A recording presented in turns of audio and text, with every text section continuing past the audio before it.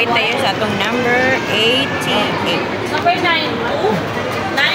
88. 92 daw po.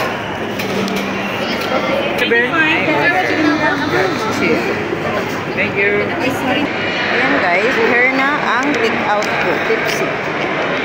Dalawang Pepsi at dalawang milk. Sharo, magutuman ka pa sa bahay. Kakaloka. Ayan, pauwi na tayo sa ating... Maaga tayong uwi para maaga tayong mag-rest. I'm tired also. So,